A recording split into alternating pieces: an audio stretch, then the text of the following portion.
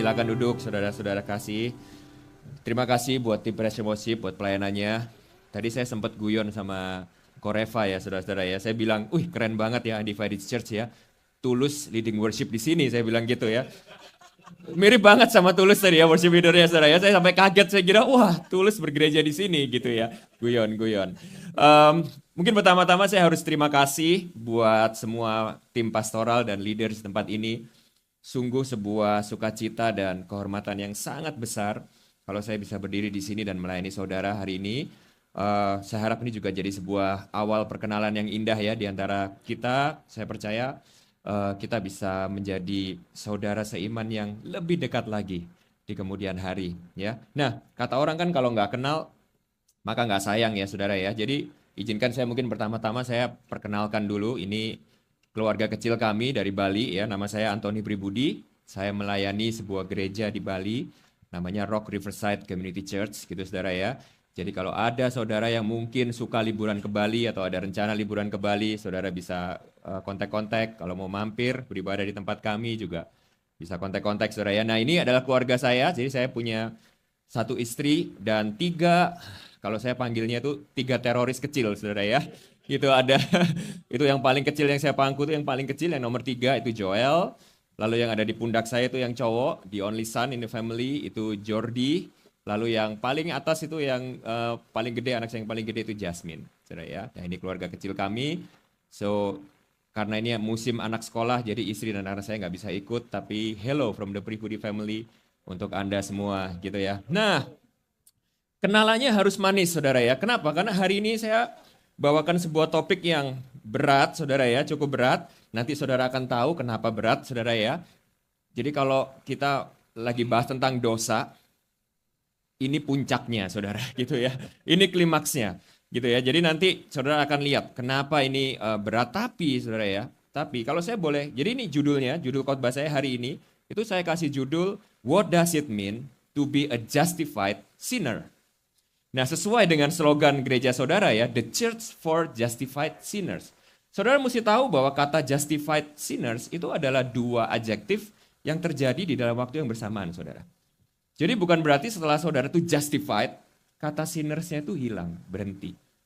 Ini adalah sebuah status yang kita itu rangkul dan kita hidupi, yang kalau saya boleh kasih pengertian lain itu inilah adalah makna, artinya menjadi seorang Kristen. Yaitu untuk menjadi seseorang yang justified, but at the same time sinner. Nah kita akan lihat itu. Tapi kalau saya boleh kasih judul yang lain saudara ya, yang lebih praktikal, sebenarnya secara esensial, yang kita akan pelajari hari ini itu adalah ini saudara. How to grow deeply in the gospel.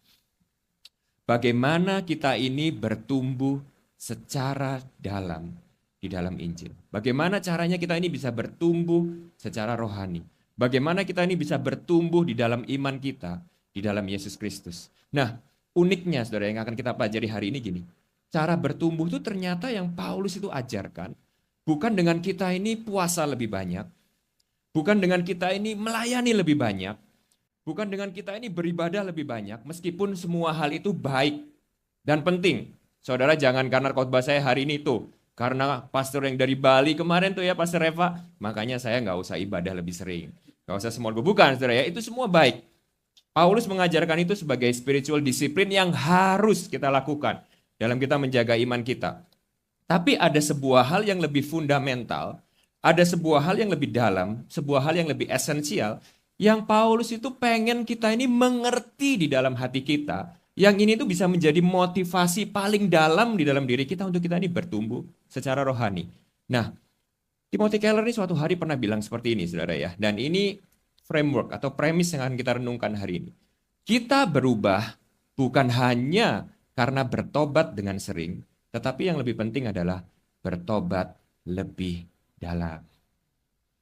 Saudara sering kan ketemu orang yang tobatnya sering, saudara ya. Kalau di tempat kami di sini ya saya yakin nggak ada gitu ya, saudara. Karena di tempat kami itu kadang masih ada yang kayak siapa merasa Tuhan berbicara kepada saudara gitu ya. Tuhan menyentuh hati saudara, maju ke depan. Kita akan berdoa buat saudara. Saudara pernah lihat ya, ada orang yang setiap kali gitu tuh maju terus saudara. Gitu ya. Jadi tobatnya sih sering banget gitu ya. Tapi di saat yang sama kita ngelihat nih orang nggak ada perubahan gitu ya saudara ya. Sama aja terus gitu, problemnya sama terus gitu. Atau saudara pernah lihat nggak orang yang, aduh iya nih gitu ya, gua nih manusia berdosa, berhala gua ini gitu, aduh sorry ya Pastor Eva, saya benar-benar bertobat gitu ya. Tapi setahun, 2 tahun, 3 tahun, sama terus gitu ya. Nah itu yang terjadi kalau kita nggak bertobat dengan dalam. Nah ini yang akan kita renungkan hari ini, bagaimana caranya untuk kita bertobat dengan dalam. Nah, untuk bertobat dengan dalam, nanti kita akan baca satu perikop yang panjang, saudara, 26 ayat, gitu ya, saudara ya. Tapi untuk kita bertobat dengan dalam, di dalam 26 ayat yang nanti kita akan baca itu, Paulus memberikan kepada kita itu 3 poin untuk kita renungkan, dan untuk kita sadari kebenarannya akan siapa identitas kita. Yang pertama itu adalah bahwa we are all sinners, kita semua orang berdosa. Tapi yang kedua itu dari we are all sinners berubah jadi I am a hopeless sinner. Baru yang ketiga itu I am always a hopeless sinner. Kalau saya boleh kasih terms biar lebih catchy gitu ya. Yang pertama kita harus mengerti dosa itu universal. Bahwa kita semua orang berdosa. Senggol kanan kirinya bilang lu berdosa lu gitu. Lalu yang kedua senggol lagi bilang sama seperti saya gitu ya. I am a hopeless sinner. Yang ketiga itu, yang kedua itu jadi yang pertama itu universal, yang kedua itu personal. Jadi dosa itu enggak cuma secara universal, tapi secara personal. Yang ketiga kita harus mengenal dosa itu secara continual. Bahwa kita tidak pernah berhenti di dalam status kita sebagai orang yang bergumul di dalam dosa. Nah, kita sama-sama baca ya. Hari ini agak panjang. Saya sebenarnya cukup kaget saudara. Di sini eksposisinya satu pasal langsung, satu khotbah saudara ya. Saya kalau di Bali ya, kadang khotbah 4 ayat atau 5 ayat itu bisa 1 jam saudara.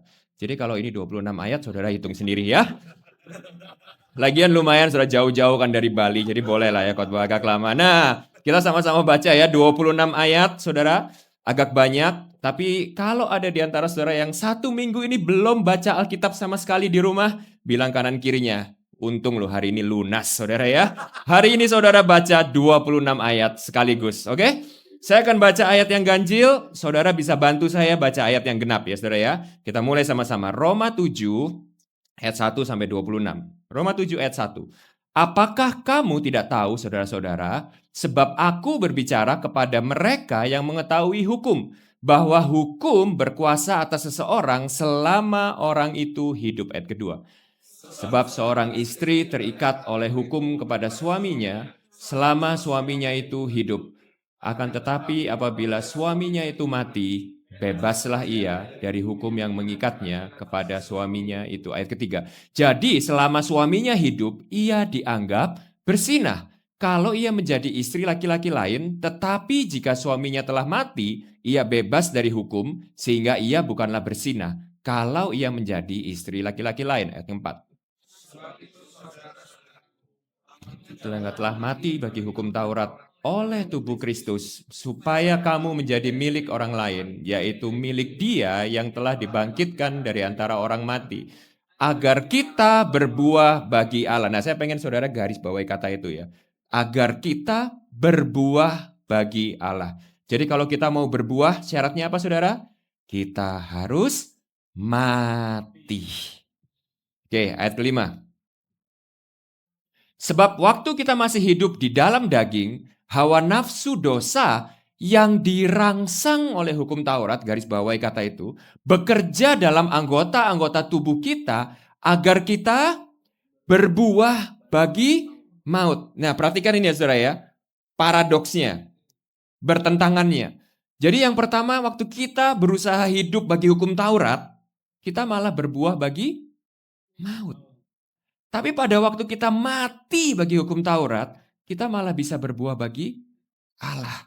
Apa artinya? Nanti kita akan belajar itu. Ayat ke-6. Tetapi sekarang kita telah dibebaskan dari hukum Taurat sebab kita telah mati bagi Dia yang mengurung kita, sehingga kita sekarang melayani dalam keadaan baru menurut roh, dan bukan dalam keadaan lama menurut hukum Taurat. Ayat 7. Jika demikian, apakah yang hendak kita katakan? Apakah hukum Taurat itu dosa? Sekali-kali tidak.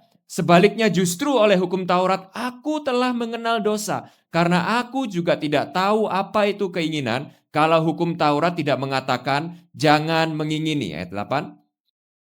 Tetapi dalam perintah itu dosa mendapat kesempatan untuk membangkitkan di dalam diriku rupa-rupa keinginan. Sebab tanpa hukum Taurat dosa mati. Saudara garis bawahi kata dia, membangkitkan di dalam diriku.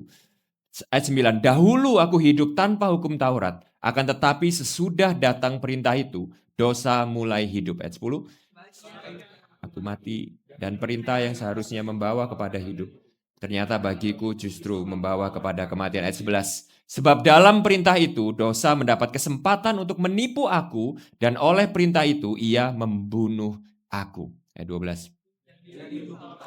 Adalah kudus dan perintah itu juga adalah kudus, benar. Nah, saya pengen stop di sini ya, saudara ya. Jadi hukum Taurat adalah kudus dan perintah itu adalah kudus, benar, baik. Nah, ini saya cuma make sure aja. Karena poin ini sangat penting kalau di konteks gereja kami. Seringkali kita pada waktu kita itu mulai bergeser dari legalistik ke arah yang lebih injili, ke arah yang lebih appreciate grace. Hati-hati saudara, jangan terjebak. Kita nggak boleh melupakan hukum Taurat.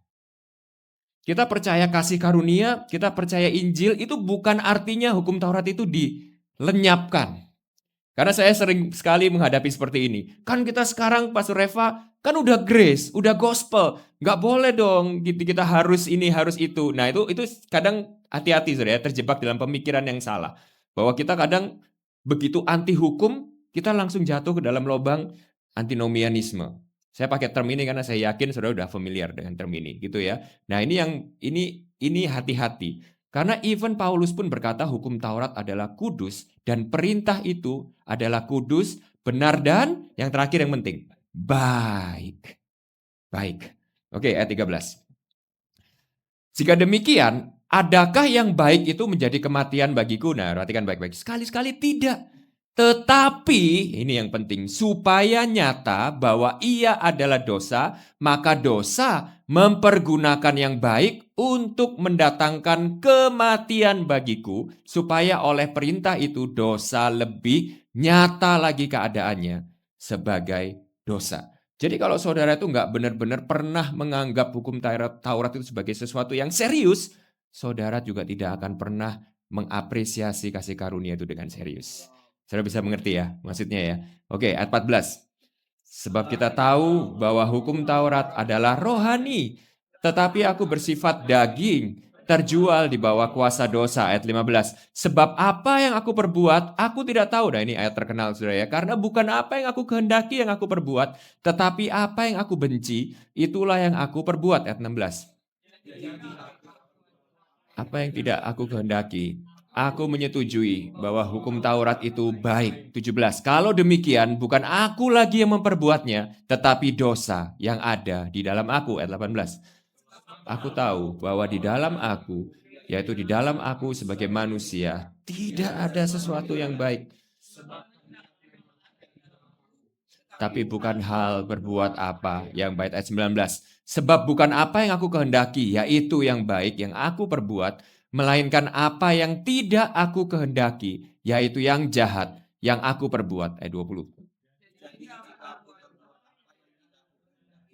Maka bukan lagi aku yang memperbuatnya, tetapi dosa yang diam di dalam aku. Nah ini sesuai katekismus kita tadi. 21. Demikianlah aku dapati hukum ini. Jika aku menghendaki berbuat apa yang baik, yang jahat itu ada padaku. Ayat 22.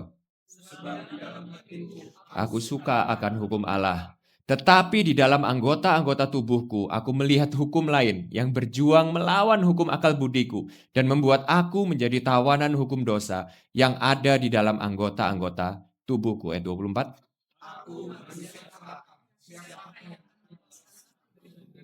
Nah, perhatikan baik-baik saudara ya. Ini satu lagu yang syairnya nggak bisa dipisah. Hanya dengan saudara nyanyi lirik di ayat ke-24. Baru saudara itu bisa nyanyi lirik yang di ayat ke-25 ini. Syukur kepada Allah oleh Yesus Kristus, Tuhan kita. Ayat 26. Jadi dengan akal budiku, aku melayani hukum Allah. Tetapi dengan tubuh insaniku, aku melayani hukum dosa. Oke, kita mulai dari yang pertama ya. Bahwa we are all sinners. Kita semua orang berdosa. Nah, kalau saudara itu perhatikan ya saudara ya, saya yakin saudara udah mulai notice ini sejauh ini karena saudara hebat saudara. Kita kalah di Bali ya, saudara eksposisi kita proma dari awal sampai selesai. Nah maka saudara akan sadar bahwa adalah sebuah stylenya Paulus. Paulus itu punya gaya. Pada waktu dia itu pengen memberitakan Injil, caranya dia itu adalah gini saudara. Dia itu selalu menampilkan Injil itu sesuatu yang lebih indah daripada hukum Taurat. Daripada dosa, itu caranya. Jadi Paulus tuh nggak ngajarin Injil tuh kamu harus percaya Injil, kamu harus gini karena ini benar. Tidak, Paulus tuh selalu menampilkan Injil sebagai sesuatu yang lebih baik, lebih indah. Nah, ini tuh sesuatu yang kita ini sering sering sering tahu lah gitu alasannya ya. Alasannya ini diringkas dengan sangat indah oleh seseorang yang bernama Arsis Sproul. Kenapa kok Paulus tuh selalu pakai cara seperti itu? Arsis Sproul bilang seperti ini. Karena the gospel is only good news when we understand the bad news, saudara. Kita tidak akan pernah mengerti Injil itu sebagai sesuatu yang benar-benar indah kalau kita tuh nggak pernah tahu kabar buruknya. Saya kasih contoh ya, sebuah contoh yang simple, saudara. Kalau 6 tahun yang lalu, saudara itu jual masker, saudara seorang pebisnis yang berhasil atau gagal, saudara? 6 tahun lalu, berhasil ya pada waktu COVID ya, berhasil. Tapi kalau saudara itu jual masker 10 tahun yang lalu, saudara pebisnis yang berhasil atau gagal? Gagal. 10 tahun yang lalu nggak ada saudara orang beli masker. Tapi 6 tahun yang lalu pada waktu COVID, ya 5-6 tahun yang lalu pada waktu COVID, kalau saudara jual masker, saudara selalu kehabisan stok, bener nggak? Semua orang beli masker. Kenapa saudara? Karena ada sebuah bad news-nya. Yaitu ada sebuah virus yang kalau saudara itu nggak pakai masker, maka virus itu akan sangat gampang atau rentan sekali untuk menginfeksi saudara. Sehingga masker itu menjadi sebuah good news. Nah, demikian yang dimaksudkan dengan Paulus di sini. Kalau kita tuh nggak understand the bad news, we will not appreciate the good news. Oleh sebab itu, poin utama Paulus di Roma 7 ini, itu adalah seperti ini, saudara ya. Kalau kita ini sama-sama setuju bahwa syarat pertumbuhan rohani itu adalah untuk kita ini semakin mengenal keindahan Injil. Betul kan saudara ya? Kalau saudara mau semakin bertumbuh di dalam kerohanian, saudara itu kan harus semakin mengerti dan memahami keindahan Injil. Benar ya? Maka syarat dan tanda utama orang yang bertumbuh rohaninya adalah dia harus semakin sadar akan keberdosaannya. Jadi cara untuk saudara itu semakin bertumbuh di dalam Injil, di dalam kerohanian saudara, itu bukan dengan cara saudara itu merasa semakin kuat, merasa semakin hebat, merasa semakin rohani, merasa semakin kudus, tapi kebalikannya saudara. Syarat untuk saudara itu semakin bertumbuh di dalam Kristus, itu adalah saudara harus mengalami sesuatu yang bernama paradoks Injil, yaitu saudara merasa semakin lemah, semakin berdosa, semakin hopeless tanpa pertolongan Kristus. Nah, inilah yang diajarkan Paulus. Jadi kalau saudara itu ikutin dinamikanya saudara ya. Saudara selama ini kan udah belajar Roma 1 sampai 6 gitu ya. Nah, kalau saudara tuh lihat keseluruhan kitab Roma, saudara, dinamikanya seperti ini. Anggap Roma itu sebagai sebuah film panjang gitu ya. Kadang kalau nonton film seri itu kan ada seasonnya, saudara ya. Maka season satunya Roma itu adalah ayat 1 sampai 7, saudara. Di mana Paulus itu ngajarin kepada kita tuh bad news-nya dulu. Nah, tadi makanya saya bilang, hari ini itu puncaknya. The climax of the bad news, gitu ya. Yang seakan-akan gini, saudara, kalau saudara perhatiin ya, di Roma 3, Roma 1, Roma 2, Roma 3, itu Paulus sudah ngajarin tentang dosa. Di mana tadi kita lihat di katekisme ya, bahwa kita semua ini adalah manusia berdosa yang sudah kehilangan kemuliaan Allah. Kalau saudara nggak percaya, lihat. Upah dosa itu ialah maut. Lihat, apakah ada satu ciptaan di dunia ini yang nggak binasa? Yang nggak pada akhirnya mati. Ya gitu kita lihat nih secara universal. Tapi di ayat ke-7 ini, seakan-akan Paulus tuh pengen pukul home run-nya.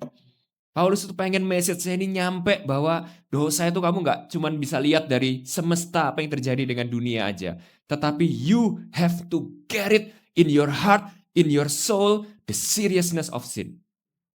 Nah, ayat apa chapter ke-7 ini, pasal ke-7 ini puncaknya. Ya, the bad news. Baru nanti kalau saudara lihat mulai dari minggu depan, berbahagialah yang khotbah minggu depan, saudara ya.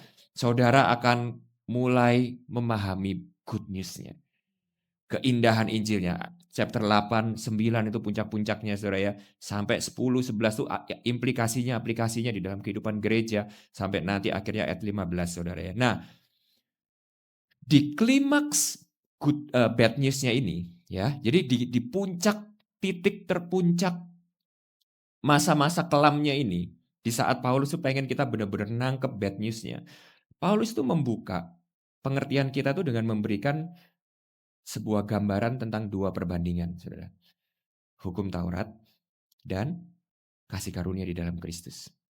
Nah, Paulus tuh menggunakan ilustrasinya itu adalah dua orang suami. Seakan-akan gini, kamu ini punya dua orang suami, ya. Yang pertama ini adalah suamimu yang pertama. Lalu yang kedua ini adalah suamimu yang baru. Oke? Nah, ini kita nggak bisa pilih, saudara ya. Ini adalah pengalaman kita sebagai orang yang beriman kepada Yesus, ya. Yaitu kita menjadi suaminya hukum Taurat. Lalu kita sekarang memiliki suami yang baru, yaitu kasih karunia di dalam Kristus. Nah, untuk saudara ini bisa mengapresiasi akan kebaikan dan keindahan suami saudara yang baru di dalam Kristus, saudara ini harus pernah merasakan the dreadfulness. Dreadfulness itu apa ya? Betapa sengsaranya, betapa menderitanya, betapa beratnya, betapa menekannya untuk saudara itu menikah dengan suami yang pertama. Saudara ya, saya kasih sebuah ilustrasi lucu, saudara ya, ilustrasi lucu. Ini di gereja kami, saudara. Di gereja kami beberapa tahun yang lalu. Suatu hari di gereja kami ini ada seorang om-om, saudara ya. Seorang om-om ini adalah seorang yang devoted, ya. Dia adalah jemaat yang saleh gitu, yang taat, rutin bergereja, malah ikut pelayanan gitu ya. Nah, suatu hari om ini itu istrinya sakit, saudara ya. Nah, pada waktu istrinya sakit, ternyata sakitnya cukup keras gitu ya, kanker gitu ya. Om ini begitu sedih. Jadi tadinya om ini gemuk, saudara ya. Wah, gemuk. Jadi saudara bayangin om engkau yang jaga toko yang gemuk, yang ketawa matanya hilang gitu, saudara ya. Waduh, gemuk, sehat, ceria. Lalu waktu istrinya sakit, waduh, dia ini menjadi seorang om tuh yang sedih sekali. Ya, dia sering doa, dia sering datang kepada pastoral untuk aduh tolong dong, aduh ini bantu doa nih istriku supaya sembuh gitu ya. Waduh, dia sering kesaksian bagaimana dia menderita sekali nemenin istrinya sakit. Lalu dia dari om yang gemuk itu dia jadi kurus sekali gara-gara nemenin istrinya yang sakit, saudara ya. Sampai akhirnya sebuah berita yang kita semua nggak happy about it datang, saudara, yaitu istrinya meninggal, saudara. Waduh, pada waktu istrinya meninggal itu kita melayani, wah om ini nangis, begitu sedih, begitu kehilangan, saudara. Nah, tapi singkat cerita, menariknya, saudara ya, nggak berapa lama setelah istrinya ini meninggal, tiba-tiba om ini menjadi seorang pribadi yang sangat ceria, saudara. Tiba-tiba dia gemuk lagi. Ini kayaknya udah pada tahu ujung ceritanya ini kayaknya ya. Udah ketawa duluan ini ya. Tiba-tiba dia jadi ceria. Tiba-tiba dia gemuk lagi. Lalu nggak lama setelah itu saudara, dia menikah lagi saudara ya. Dia menikah lagi. Lalu kali ini kita semua di gereja tuh ngelihat dia sebagai seorang pribadi yang berbeda. Kenapa? Karena dia menikah lagi tuh dia begitu happy, begitu sukacita, udah gemuk, seger.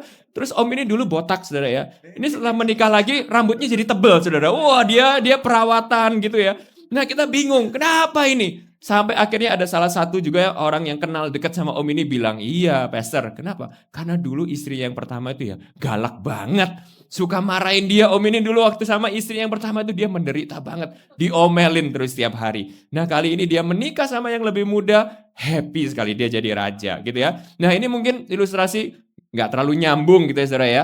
Cuman memberikan kepada saudara itu gambaran yang dimaksudkan Paulus yang kita ini pengen bayangin saudara. Pada waktu saudara itu menikah dengan seseorang yang begitu membuat saudara itu hopeless, tertekan, karena begitu sempurna, karena begitu tidak ada kelemahannya, tidak ada cacatnya, sehingga pada waktu saudara menikah sama seorang yang begitu sempurna ini, saudara merasa gagal, saudara merasa hancur, saudara itu merasa saudara itu begitu hina, gak layak. Saya somehow tiba-tiba gak lama yang lalu pada waktu nyiapin ini itu keingetan satu ilustrasi, yaitu beberapa waktu yang lalu tuh ada berita tentang pesepak bola kakak, saudara ya, yang menikah, istrinya itu menceraikan dia. Lalu bikin media itu heboh karena alasannya ditanyain, loh kakak ini kan seorang yang baik, atlet yang takut akan Tuhan, gak pernah aneh-aneh, terkenal kan di klubnya dia gak pernah yang glamor segala macam. Lalu istrinya ditanya, kenapa kamu menceraikan suamimu? Lalu istrinya bilang gini, iya karena kakak itu terlalu sempurna buat saya. Ya, nanti lihat beritanya ya bahwa ini bukan karangannya Anthony Pribudi. Ada di Instagram gitu ya. Jadi, wah, karena kakak itu begitu sempurna, jadi menikah dengan kakak itu memberikan tekanan dan pressure yang sangat berat buat dia. Nah, itu yang terjadi, saudara ya. Pada waktu saudara itu merasakan akan betapa sengsaranya dan tertekannya saudara karena suami saudara yang pertama, yaitu hukum Taurat. Dan itu memimpin saudara kepada hopelessness saudara di dalam keberdosaan saudara. Nah, ini adalah pengalaman yang saudara harus alami supaya saudara bisa melihat dan memahami dan mengerti indahnya untuk menikah dengan suami yang kedua, yaitu Kristus. Nah, ini adalah titik awal kekristenan, saudara. Kekristenan itu harus dimulai dari sebuah titik di mana saudara itu sadar bahwa saudara itu adalah orang berdosa yang tidak dapat melayakkan dan menyelamatkan diri saudara sendiri. Dan saudara itu membutuhkan yang namanya kasih karunia. Mungkin di sini nggak ada, tapi kalau di Bali, saudara ya, kita seringkali mendengar bahwa ada banyak alasan orang untuk orang itu percaya kepada Yesus. Ada banyak sekali alasan untuk orang itu datang ke gereja. Saya seringkali dengar ada alasan bahwa orang itu, oh iya aku percaya Tuhan Yesus karena Yesus itu menyelamatkan aku dari kebangkrutanku. Yesus itu menyelamatkan aku dulu tuh sakit. Anthony, aku tuh dulu sakit pastor. Lalu Tuhan Yesus tuh menyembuhkan aku. Sehingga aku tuh sekarang ke gereja. Aku percaya Tuhan Yesus. Iya karena Tuhan Yesus tuh baik sama aku. Tuhan Yesus tuh memberkati aku A, B, C, D. Sehingga aku tuh percaya Tuhan Yesus. Itu semua alasan yang baik. Tapi itu semua bukan fondasi dasar kepercayaan kita kepada Yesus. Kenapa saudara? Saya kasih tahu. Karena bakal ada saatnya dan akan ada saatnya untuk saudara itu tergoda untuk menemukan penyembuh yang lebih baik. Penolong bisnis saudara yang lebih baik. Sesuatu yang bisa bikin saudara lebih kaya, lebih baik daripada Yesus. Sesuatu yang bisa men-touch up kehidupan saudara dan membantu kehidupan saudara yang saudara merasa lebih baik daripada Yesus. Tapi hanya ada satu yang saudara itu tidak bisa temukan di tempat lain selain daripada Yesus. Yaitu orang yang bisa menyelamatkan saudara dari dosa-dosa saudara. Dan itu adalah satu-satunya titik awal fondasi iman saudara untuk saudara itu mulai beriman kepada Yesus. Yaitu bahwa He is the only Lord and Savior that can save me from my sin. Saudara ingat ceritanya suatu hari ada seorang yang lumpuh datang kepada Tuhan Yesus. Pakai cara yang luar biasa saudara. Tuhan Yesus sedang ngajar di sebuah rumah. Karena begitu banyak orang ramai ngerumunin Tuhan Yesus, mereka tuh nggak bisa datang kepada Tuhan Yesus. Ya, lalu apa yang dilakukan? Ditolong sama teman-temannya, bongkar atap, saudara. Jadi saudara bayangin ya, kita lagi seperti ini, tiba-tiba saudara dengar suara dadak, dadak, dadak. Tiba-tiba, apa ini? Pastor Reva bingung, Pastor Stephen bingung, Pastor Rhea bingung. Tiba-tiba atapnya ambrol, saudara. Brem. Lalu ada 3 orang bawa temennya itu turun pakai tali gitu ya. Temannya ini lumpuh, ditaruh di depannya Pastor Reva. Gitu. Lalu orang ini langsung bersujud di depannya Pastor Reva. Dia bilang, Pastor Reva tolong teman kami yang lumpuh ini. Saudara ingat ya ceritanya ya, ada ya saudara ya. Nanti saudara pulang saudara baca ceritanya ya. Lalu kalau saudara itu perhatikan dengan seksama, yang sangat mengejutkan, itu adalah jawabannya Yesus. Karena pada waktu Tuhan Yesus itu melihat apa yang dilakukan orang ini, lalu Tuhan Yesus itu berkata, wow, luar biasa imanmu. Yang dikatakan Tuhan Yesus itu bukan ini, oke, sembuhlah kakimu. Tapi yang dikatakan Tuhan Yesus apa saudara? Diampunilah dosamu. Pelajaran apa yang Tuhan Yesus itu pengen ajarkan kepada kita? Saudara, banyak orang itu yang mungkin merasa bisa dapat kesembuhan dari tempat lain. Bisa dapat pertolongan dari tempat lain. Bisa dapat pertolongan bisnis dari tempat lain, pertolongan keuangan dari tempat lain, bahkan mujizat dari tempat lain. Tapi hanya ada satu yang saudara nggak bisa dapat dari tempat lain, yaitu keselamatan dari dosa saudara. Saudara harus memulai dari kesadaran itu. supaya baru saudara itu benar-benar sadar alasan terdalam dan alasan terbesar untuk saudara bisa benar-benar percaya kepada seorang pribadi yang bernama Yesus Kristus. Nah, Paulus memulai dari sini. Nah, lalu Paulus menjelaskan kepada kita, apa alasannya untuk kita ini punya sebuah absolute reason, sebuah alasan yang pasti untuk kita ini sadar bahwa kita orang berdosa. Dan jawaban itu adalah hukum Taurat. Nah, kita harus sadar gini, saudara ya. Kita harus sadar gini, bahwa dosa itu yang pertama dan utama, itu adalah karena kita telah melanggar standarnya Tuhan, bukan manusia. Dan ini adalah poin yang Paulus tuh pengen kita tuh nangkep. Seringkali kita merasa gini, saudara. Ya, mungkin aku ini orang berdosa, tapi aku nggak terlalu parah. Aku masih lebih baik dari rata-rata orang. Aku masih ke gereja, aku masih pelayanan, aku masih lebih baik dari Koreva, aku masih lebih baik dari apalagi yang itu, apalagi yang ini, apalagi yang ini. Sehingga oke, aku manusia berdosa, tapi saudara tahu di dalam hati saudara, you cannot appreciate grace.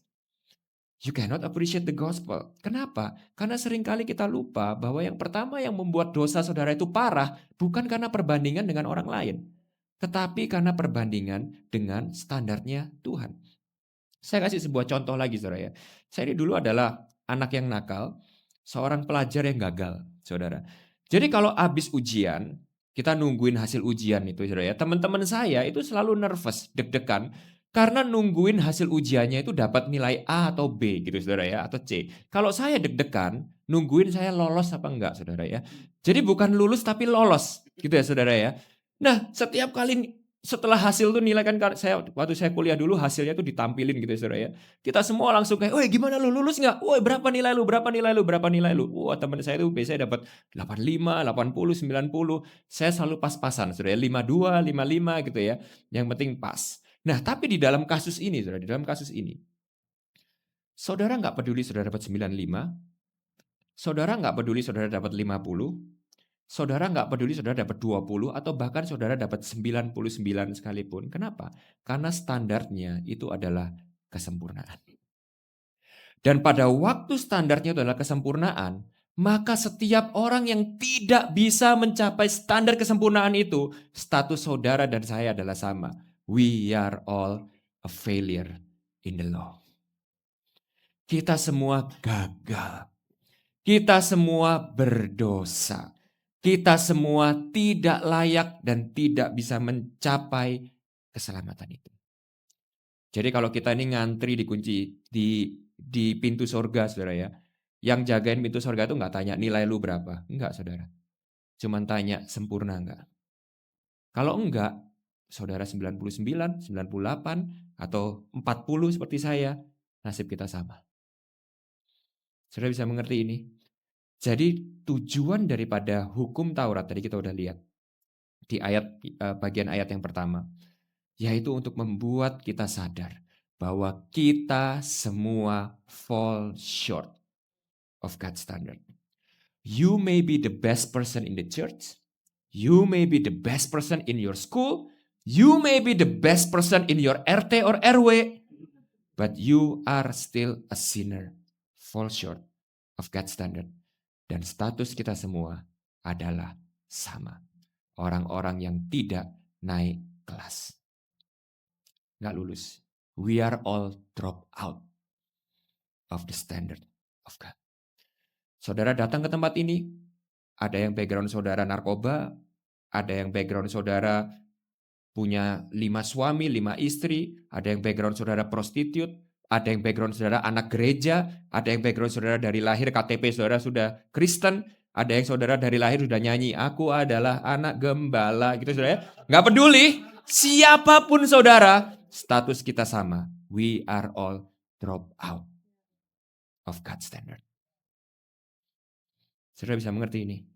Jadi bagian yang pertama, we are all sinners. Nah, yang saya pengen ajak saudara ya, kenapa dan bagaimana, ini penting untuk mengetahui ini ya, bagaimana hukum itu membuat kita sadar bahwa kita ini adalah berdosa. Nah tadi caranya ada dua saudara ya, yang Paulus tuh ajarkan dari ayat ke-7 sampai ke-12. Yang pertama, hukum Taurat tuh menyingkapkan dosa di dalam kita. Nah tadi kita udah pelajari ya, caranya itu adalah gitu, dengan menampilkan sesuatu yang sempurna, yang perfect, sehingga kita tuh sadar, menyingkapkan bahwa kita semua tuh statusnya sama.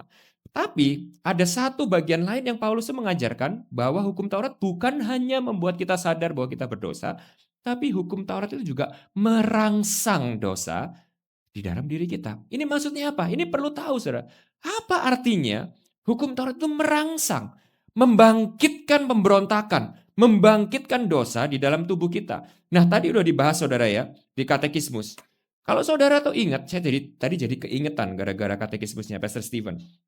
Kalau saudara tuh ingat, pada waktu pertama kali Adam dan Hawa itu jatuh di dalam dosa, godaannya iblis itu apa saudara? Godaannya iblis itu berkata seperti ini, kamu makan buahnya ini. Lalu Hawa berkata seperti ini, jangan.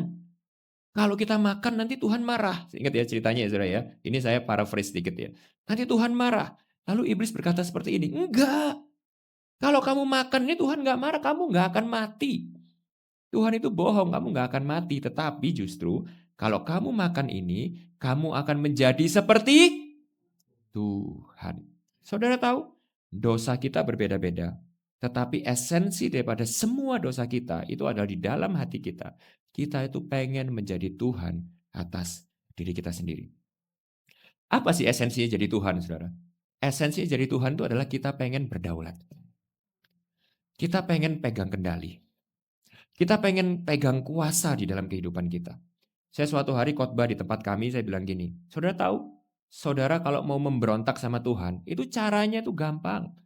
Saudara itu memberontak sama Tuhan itu tidak harus caranya saudara angkat jari tengah saudara kepada Tuhan, lalu saudara teriak-teriak, caci maki Tuhan, itu bukan cara. Atau gua nggak ke gereja lagi ya, gua nggak Yesus-Yesusan.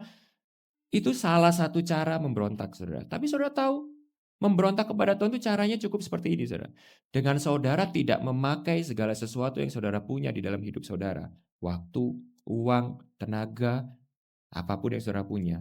Sesuai dengan kehendak yang memiliki hidup saudara. Itu sudah pemberontakan. Dan saudara tahu apa yang dilakukan hukum Taurat di sini? Pada waktu hukum Taurat itu dinyatakan kepada kita. Pada waktu Tuhan berkata, uangmu bukan uangmu sendiri. Pergunakanlah tubuhmu sebagai bait Allah, bukan untuk kepentinganmu sendiri. Persembahkanlah tubuhmu sebagai persembahan yang kudus. Pada waktu perintah itu diberikan kepada kita, Tuhan di dalam diri kita ini ngamuk, saudara. Kedaulatan kita terganggu. Kekuasaan kita sebagai raja atas diri kita terganggu. Saya tanya ya, saudara, ini tes dalam hati, nggak usah angkat tangan dan jawab.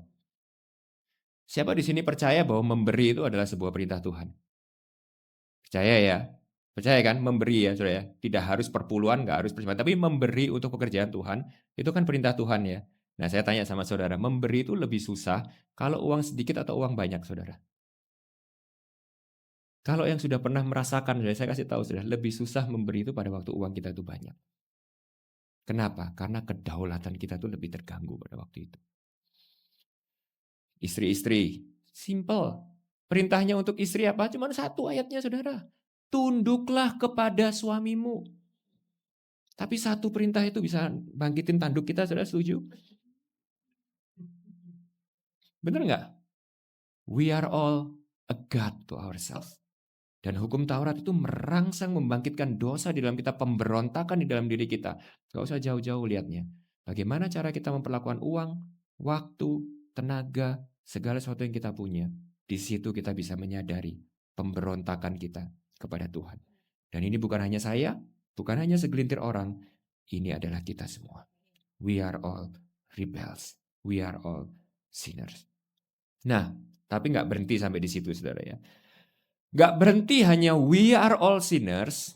Yang kedua, harus naik satu tingkat lagi kesadarannya, yaitu I am a hopeless sinner. Jadi kata we are all sinners harus berganti menjadi I am a sinner.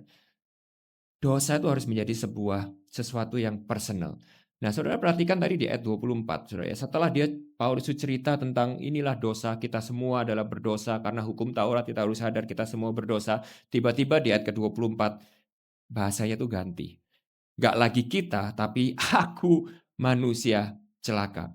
Malah kalau saudara itu baca di 1 Timotius, saya lupa ayatnya saudara, pendeta juga manusia, gak hafal ayat Alkitab, tapi saudara buka 1 Timotius, Paulus itu pernah berkata seperti ini, perkataan itu benar adanya, bahwa Tuhan Yesus itu datang ke dunia untuk menyelamatkan orang berdosa, di mana di antaranya aku yang paling berdosa.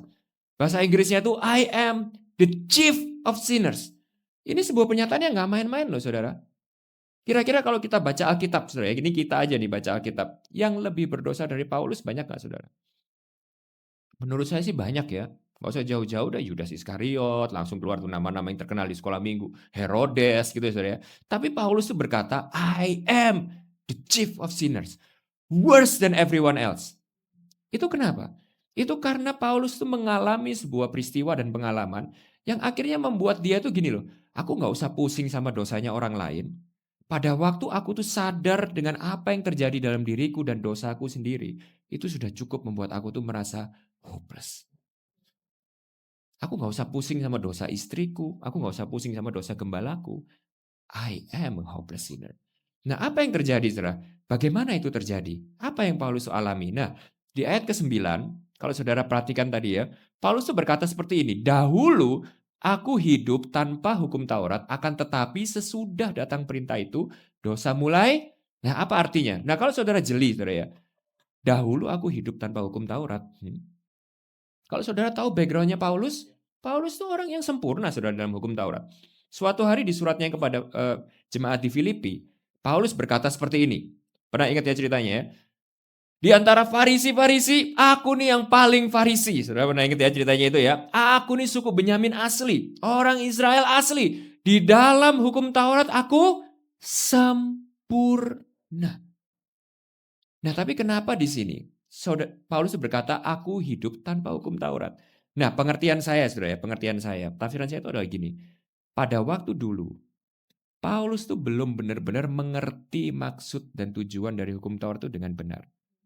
Sehingga dia tuh merasa dia adalah orang yang benar dan taat pada hukum Taurat. Saudara ingat suatu hari ada seorang muda datang kepada Yesus. Dia berkata, guru yang baik, bagaimana caranya aku tuh bisa masuk ke dalam kerajaan Allah? Lalu Yesus berkata seperti ini, kamu sudah lakukan apa yang tertulis di hukum Taurat? Jangan mencuri, jangan membunuh, hormati orang tuamu, kuduskan hari Sabat. Oh, anak muda itu bilang ya, sudah semua itu aku sudah lakukan dengan sempurna. Lalu kalau saudara ingat, Yesus itu memberikan satu pertanyaan. Ada satu yang kurang. Yaitu yang kurang itu apa? Yang kurang yang hukum perintah pertama, saudara. Dites dengan perintah yang berbunyi seperti ini. Kalau gitu jual semua yang kamu punya. Pergi dan ikut aku. Saudara ingat perintah yang pertama itu bunyinya apa? Singkat katanya, kasihilah Tuhan Allahmu dengan segenap hatimu. Jangan ada Allah lain di dalam hidupmu. Nah, jadi di sini saudara ya, Paulus tuh mulai sadar bahwa hukum Taurat itu ternyata bukan tentang perlakuan atau perbuatan yang kelihatan mata di luar. Tapi hukum Taurat itu sebenarnya pada esensinya itu meminta apa yang ada di dalam hati kita. Ada sesuatu yang Paulus sadari di sini, yaitu pada waktu dia ingat, hang on. Di ayat ke-7 dia bilang gini, perintah yang ke-10 itu berkata, jangan mengingini. Kalau jangan mencuri aku bisa. Kalau jangan membunuh aku bisa. Kalau kuduskanlah hari Sabat aku bisa. Tapi kalau jangan mengingini, di hati kita, hang on. Lalu kesadaran itu akhirnya sempurna pada waktu dia mendengar apa yang Yesus itu ajarkan. Yaitu di Matius 6, Yesus mengajarkan gini, kamu kira kamu sudah hebat, kamu tidak membunuh, hang on. Standarnya itu bukan hanya nggak membunuh. Tapi kalau kamu sudah membenci saudaramu, kamu sudah marah dengan saudaramu, maka sebenarnya kamu sudah melanggar hukum itu. Saudara ingat ya itu ya? Sehingga apa yang terjadi di sini saudara? Proses apa yang membuat Paulus akhirnya sadar bahwa dia adalah manusia celaka? Pada waktu dia itu sadar bahwa yang diminta hukum Taurat itu bukan hanya perbuatan kita, tetapi apa yang diinginkan oleh hati kita. Sin becomes personal when we understand that sin is a matter of internal issue, not external obedience. Jadi Paulus itu sadar bahwa kalau dia bisa menipu orang dengan ketaatannya yang kelihatan, dia rajin ke gereja, dia ngerti doktrin, dia taat semua perintah-perintah Sanhedrin, dia beribadah dengan saleh, tetapi ada satu pribadi yang gak bisa ditipu, yaitu Tuhan yang melihat hati. Only when we finally realize, baru saat kita ini benar-benar sadar bahwa the real problem, masalah yang sebenarnya itu adalah hati kita. Baru di situ kita akan sadar akan betapa hopelessness-nya kita dan desperate-nya kita akan kebutuhan kita akan kasih karunia. Sebelum Anda menyadari bahwa masalah utama dosa itu bukan perbuatan, saudara, melainkan hati kita, kita tidak akan bisa menyadari betapa putus asanya kita dan butuhnya kita akan kasih karunia Tuhan. Di sini Paulus akhirnya menyadari apa yang Nabi Yeremia itu tulis ribuan tahun sebelumnya, saudara, yaitu di Yeremia 17 ayat 9 sampai 10. Oh sorry, itu pasalnya keliru ya. Yeremia 17, saudara ya, ayat 9 sampai 10. Suatu hari Nabi Yeremia pernah berkata seperti ini. Kita baca sama-sama ya. 1, 2, 3. Betapa liciknya hati, lebih licik daripada segala sesuatu. Hatinya sudah membatu, siapakah yang dapat mengetahuinya? Aku Tuhan yang menyelidiki hati, yang menguji batin, untuk memberi balasan kepada setiap orang yang setimpal dengan tingkah langkahnya, setimpal dengan hasil perbuatannya. Perhatikan saya, saudara ya. Ini saudara nggak boleh lupa sama hal ini. Saudara harus nangkep ini.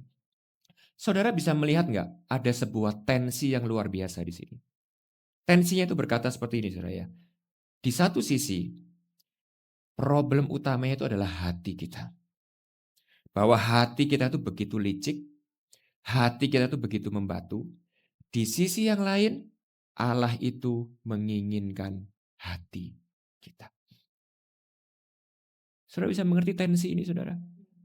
Sampai saudara itu benar-benar mengerti tensi ini, baru saudara itu akan menyadari betapa hopelessnya kita di dalam keberdosaan kita.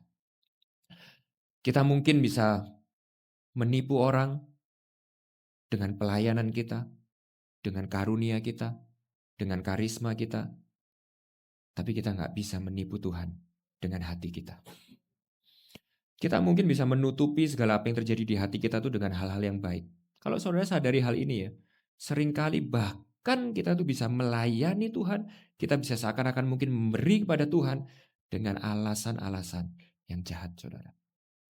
Kita bahkan kadang bisa menyadari bahwa it is very possible to serve God with manipulative heart. It is very possible, sangat mungkin untuk kita tuh memanipulasi orang-orang di sekitar kita, keluarga kita, istri kita, suami kita, anak kita, gembala kita, jemaat kita, teman-teman kita. Bahkan Tuhan sendiri pun kita mencoba untuk memanipulasi Tuhan. Karena alasan-alasan kita yang begitu selfish. Sangat mudah untuk hati kita ini terisi dengan pride, kesombongan, dengan hawa nafsu, dengan ego, dengan kemarahan, dengan kepahitan, dengan keserakahan, dan lain-lain. Saudara sadari ini. Dan ini yang dimaksud dengan Paulus di sini. Saat kita menyadari bahwa masalah utamanya itu bukan apa yang kelihatan di luar, tapi apa yang terjadi di dalam hati kita. Dan di saat yang sama saudara menyadari bahwa kekudusan Tuhan itu, kemuliaan Tuhan itu menginginkan hati kita, bukan perbuatan kita. Then, only then, you will understand that you desperately need the grace of God. Tapi tangganya masih gak selesai di situ juga. Paulus ngajak kita naik satu tangga lagi. Atau kalau saya boleh bilang bukan naik ke atas, tapi turun satu tangga lagi ke bawah, sudah lebih dalam. Yaitu bahwa we're not just a hopeless sinner, tapi we will always be a hopeless sinner. Masalahnya nggak selesai di situ, tapi Paulus membawa kita ke sebuah kabar yang lebih buruk lagi, yaitu we will continue to struggle with our sinfulness. Pergumulan ini nggak berhenti setelah engkau menjadi pendeta terhebat sekalipun. Kebutuhan dan pergumulan ini nggak berhenti setelah kau jadi seorang pelayan Tuhan yang terhebat sekalipun. Martin Luther, John Calvin berkata, hati kita tidak akan pernah berhenti menjadi pabrik berhala. Our heart will continue to be an idol factory. Nah, untuk menjelaskan ini, perhatikan baik-baik. Paulus menjelaskan di ayat ke-15 sampai 20. Berkata seperti ini, sebab apa yang aku perbuat, aku tidak tahu. Karena bukan apa yang aku kehendaki yang aku perbuat, tetapi apa yang aku benci, itulah yang aku perbuat. Jadi jika aku berbuat apa yang tidak aku kehendaki, aku menyetujui bahwa hukum Taurat itu baik. Kalau demikian, bukan aku lagi yang memperbuatnya, tetapi dosa yang di dalam aku. Dan terus ke bawah, dia ulang-ulangi statement itu. Nah, sekarang gini saudara ya, ini ada different opinions. Ada beberapa teolog tuh yang berkata seperti ini, loh ini tunggu dulu. Ini tuh pengalamannya Paulus sebelum dia bertobat. Ada saudara teolog yang berkata seperti itu ya. Ini pengalamannya Paulus pre-conversion. Before conversion. Nah, saya pribadi tidak setuju dengan itu. Dan sepertinya Pastor Reva juga tidak setuju dengan itu ya. Kenapa saudara? Perhatikan baik-baik. Nah, ini juga penting untuk kita juga renungkan ini dan pahami ini. Perhatikan baik-baik. Karena di sini Paulus itu berkata dua hal. Yang pertama, dia itu menghendaki apa yang baik. Kalau orang belum bertobat, saudara, tidak akan menghendaki apa yang baik. Tidak akan menghendaki apa yang menjadi kehendak Allah. Karena di pasal yang ketiga, udah belajar itu kan saudara ya. Kita semua itu seperti domba yang tidak lagi mencari Tuhan. We turn away. We don't even seek for God. We don't even seek for what's good. Nah, ngapain? Paulus sudah jelasin panjang lebar dari pasal 1 sampai 6. Lalu pasal 7 ini ngulang lagi. Enggak. Paulus jadi berkata, aku sekarang ini menghendaki yang baik. Lalu yang kedua, aku membenci yang jahat. Nah, gini saudara, perhatikan baik-baik. Apa bedanya justified sinners dan sinners? Ini penting saudara ya. Karena dua-duanya sama-sama bergumul dengan dosa, dua-duanya sama jatuh bangun. Bukan berarti kalau saudara itu mengerti Injil dan jadi anak Tuhan, saudara jadi orang yang sempurna, kakinya ngawang 5 cm dari lantai. Enggak saudara, mungkin saudara akan kelihatannya itu sama-sama bergumul, jatuh bangun. Tapi bedanya ini saudara, hati saudara itu yang sekarang, itu menghendaki yang baik dan membenci yang jahat. Saya kasih dalam contoh praktikal saudara ya, saya kasih dalam contoh praktikal. Suatu hari ada seorang datang kepada saya, konseling di gereja kami, lalu dia bilang seperti ini, Pastor, aku ini bingung, aku ini orang yang selamat bukannya? Kaget saya. Kenapa? Saya ini orang yang selamat. Kenapa? Karena saya ini sampai sekarang tuh masih kepahitan dan susah sekali mengampunin mantan suami saya. Saya bilang sama gini, ada bedanya ibu. Bedanya apa? Yang pertama, kalau engkau adalah orang yang sudah diselamatkan dan anugerah Tuhan itu bekerja dalam hidupmu, maka suara hatimu itu adalah seperti ini. Susah sekali. Aku belum bisa ngampunin dia. Sakit sekali. Tapi hatiku pengen mengampuni dia. Itu saudara adalah justified sinner. Tahu yang satunya kalau kasih karunia itu nggak bekerja dalam hati saudara, saudara berkata seperti ini. Aku benci dia. Kalau bisa tak bunuh. Saya ngerti ya saudara ya. Tidak ada keinginan untuk aku tuh mengampuni dia. Aku bunuh, aku habisin. Aku tidak akan bisa. Aku akan balas dendam. Orang yang tidak pernah mencicipi kasih karunia tidak punya kasih karunia untuk diberikan. Saudara bisa mengerti bedanya. Jadi perhatikan baik-baik di sini. Ini bukan alasan untuk antinomianisme. Ini bukan alasan untuk kita menyerah di dalam dosa kita. Karena Paulus jelas bilang, aku benci apa yang jahat. Aku menghendaki apa yang baik. Tapi pergumulan itu nyata di dalam kehidupan kita. Nah, apa yang Paulus ajarkan di sini itu juga konsisten dengan apa yang rasul lain itu ajarkan. Contohnya itu Yohanes saudara, 1 Yohanes 1. Perhatikan baik-baik saudara ya. 1 Yohanes 1 ayat 6 sampai 10 berkata seperti ini, saya sebentar lagi selesai. 1 Yohanes 1 ayat 6 sampai 10 berkata seperti ini. Jika kita katakan bahwa kita beroleh persekutuan dengan Dia, namun kita hidup dalam kegelapan, kita apa? Berdusta. Dan kita tidak melakukan kebenaran. Kalau saudara adalah orang yang legalisme, saudara baca ayat ini, amin, saudara paling keras. Amin. Tapi ini kebenaran saudara. Pada waktu saudara sudah dimenangkan dan Roh Kudus itu bekerja di dalam hati saudara dan Injil sudah bekerja di dalam hati saudara, saudara tidak mungkin hidup di dalam kegelapan. Beda ya saudara ya. Masih bergumul dengan kegelapan, masih bergumul dengan dosa sama hidup di dalam kegelapan. Itu beda. Bahasa Inggrisnya itu abide. Abide itu artinya gini saudara. Saudara bangun rumah saudara di situ, saudara isi furniture-nya, saudara tidur di situ, saudara nyaman di situ. Kita berdusta kalau itu terjadi. Tetapi, perhatikan baik ayat ke-7. Jika kita hidup di dalam terang, sama seperti dia ada di dalam terang, maka kita beroleh persekutuan seorang dengan yang lain. Dan darah Yesus, anaknya itu, menyucikan kita daripada segala dosa. Perhatikan ya dinamikanya ya. Sudah hidup di dalam terang, darah Yesus sudah menyucikan kita. Apa tandanya? Nah ini sudah perhatikan ayat 8. Jika kita berkata bahwa kita tidak berdosa, maka kita menipu diri kita sendiri dan kebenaran tidak ada di dalam kita. Jika kita mengaku dosa kita, maka ia adalah setia dan adil, sehingga ia akan mengampuni segala dosa kita dan menyucikan kita daripada segala kejahatan. Dan jika kita berkata bahwa kita tidak ada berbuat dosa, maka kita membuat Tuhan, membuat Yesus menjadi apa? Pendusta. Dan firman-Nya apa saudara? Tidak ada di dalam kita. Saudara perhatikan ya. Jadi yang dimaksud Yohanes itu seperti ini. Saudara tahu tandanya seseorang itu semakin rohani apa? Tanda seseorang itu semakin mengerti kebenaran itu apa? Tanda seseorang itu imannya itu semakin bertumbuh itu apa? Dia semakin mengakui akan keberdosaannya. Dia justru semakin menyadari dan mengakui akan betapa desperate-nya dia bergumul dengan dosa. Dan malahan Yohanes berkata itu adalah tanda firman Tuhan itu ada di dalam diri kita.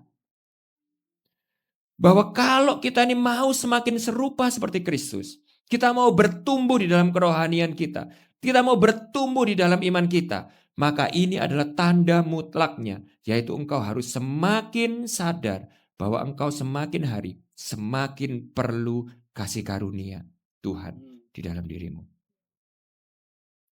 D.A. Carson pernah berkata seperti ini. Apa tanda pertumbuhan rohani seseorang? Ada 4 saudara ya. Yaitu ini, ini udah kelewatan tadi ya. D.A. Carson berkata seperti apa tanda rohani seseorang?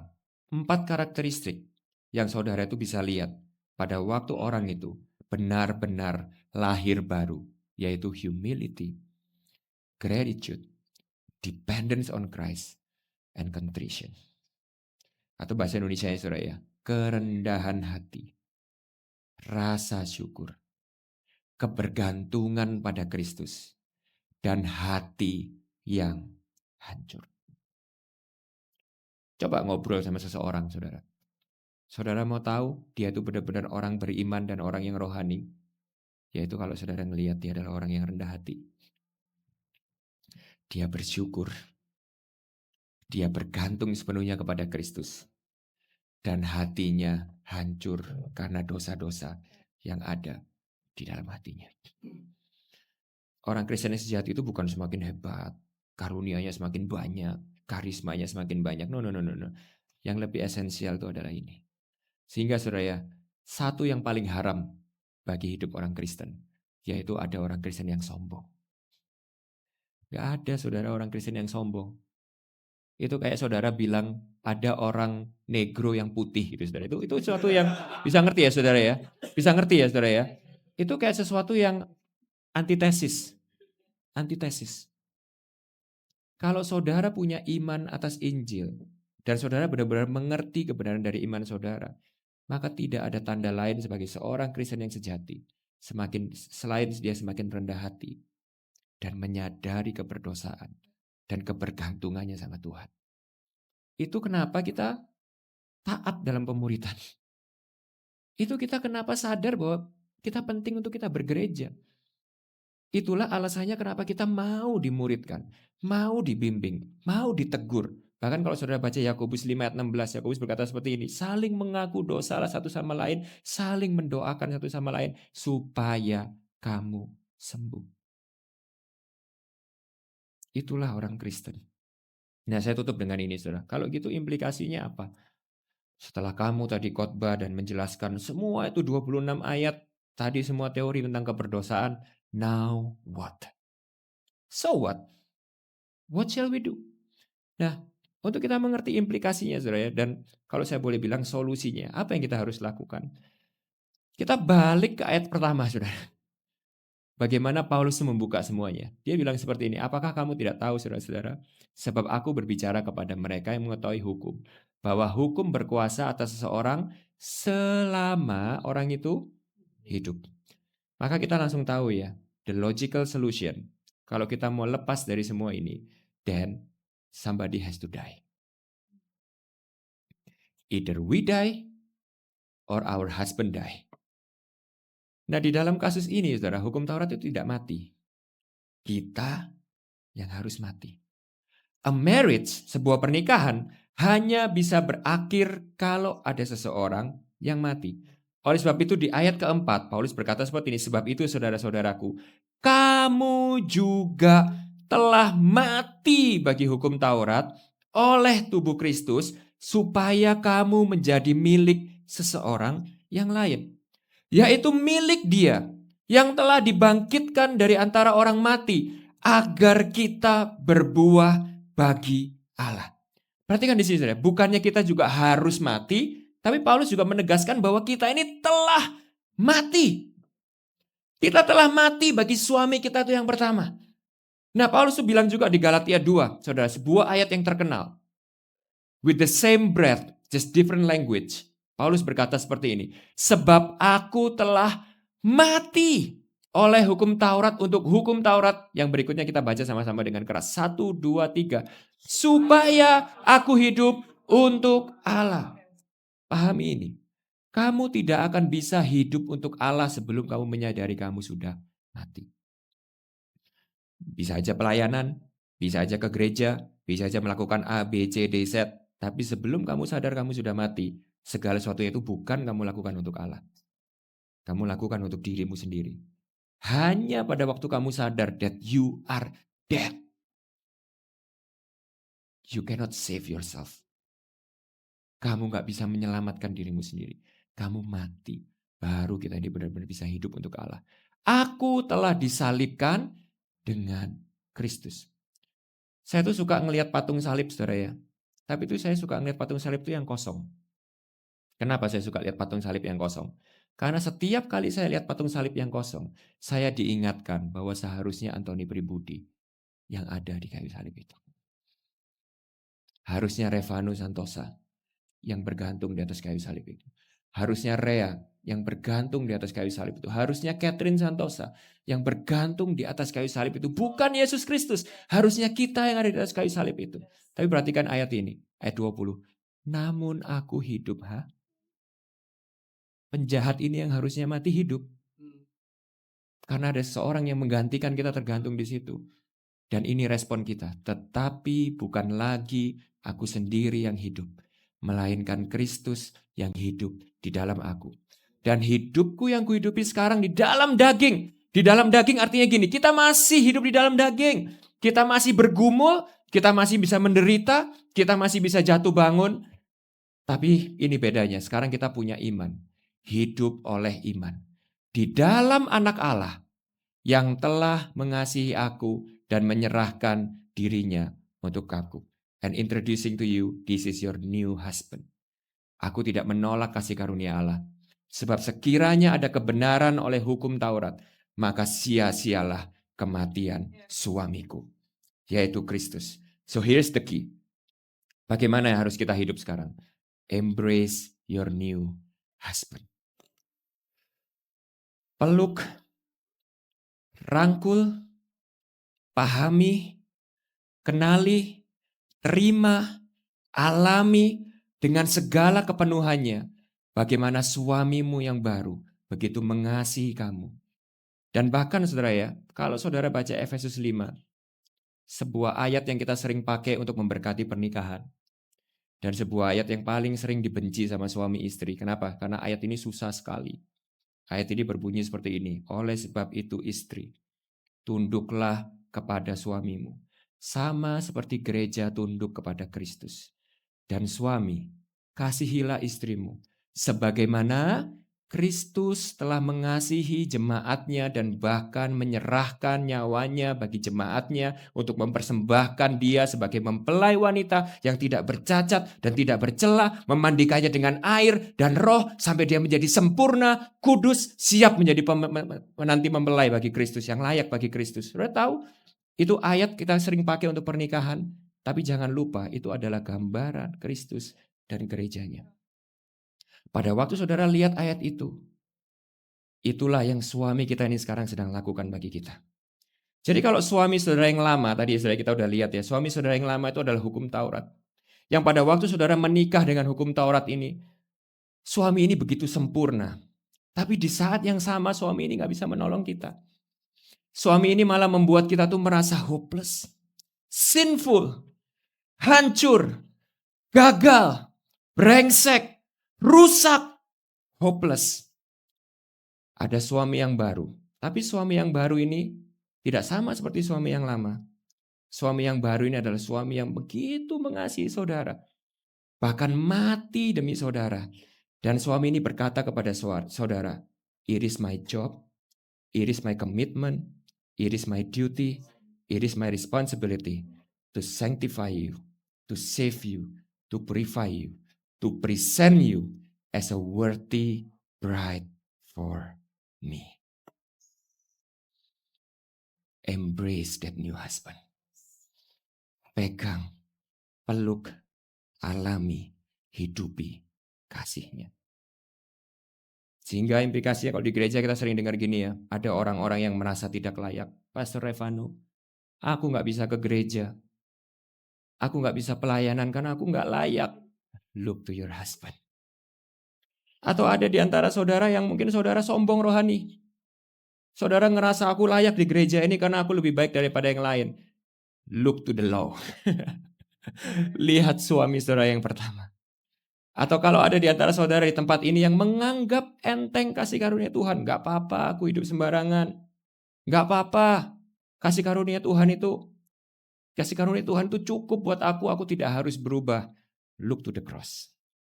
Lihat betapa mahal dan betapa tinggi harganya yang suami saudara telah bayar untuk menjadikan engkau menjadi mempelainya. Kita tutup dengan sama-sama membaca quote ini. Di sum up, diringkas dengan sangat indah oleh Jerry Bridges.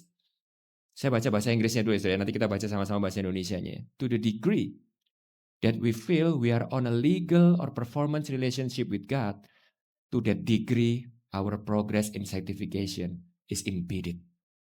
A legal mode of thinking gives indwelling sin in us an advantage because nothing cuts the nerve of the desire to pursue holiness as much as a sense of guilt.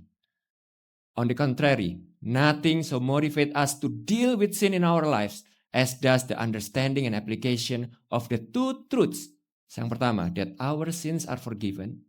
Yang kedua, and the dominion of sin, our first husband, is broken because of our union with our new husband, Christ. To the degree that we live with an abiding sense of His love for you, for me in Christ, to that degree we will love God with all our heart and soul and mind. Kalau saudara nggak bisa ngikutin bahasa Inggrisnya, saya sudah siapkan bahasa Indonesianya. Kurang lebih seperti ini saudara ya. Sejauh kita merasa bahwa hubungan kita dengan Tuhan itu adalah berdasarkan hukum atau performa kita, maka saudara sadar nggak? Sejauh itu pula progres pengudusan kita akan terhambat. Kenapa? Karena pola pikir hukum akan membuat dosa-dosa di dalam kita tuh diuntungkan. Karena tidak ada yang sanggup untuk mematahkan semangat kita dalam mengejar kekudusan lebih daripada perasaan bersalah. Benar nggak saudara? Percuma aku berusaha, percuma aku nggak akan bisa mencapai itu. Sebaliknya, tidak ada yang lebih bisa membangkitkan semangat kita daripada mengerti dan menghidupi aplikasi dari dua kebenaran ini. Yang pertama, bahwa dosa-dosa kita telah diampuni. Suamimu yang baru memilih engkau jadi istrinya bukan karena kehebatanmu, bukan karena kelayakanmu. He took you as his wife, as broken as you are. Sebagaimana engkau ada, engkau diampuni apa adanya. Tapi yang kedua ingat, kuasa dosa sudah dipatahkan karena persekutuanmu dengan suamimu yang baru yaitu Kristus. Sejauh mana kamu hidup dengan keyakinan akan kasih-Nya di dalam Kristus, sejauh itu juga kamu akan mengasihi Tuhan dengan segenap hati, jiwa, dan akal budimu. Mari kita berdoa.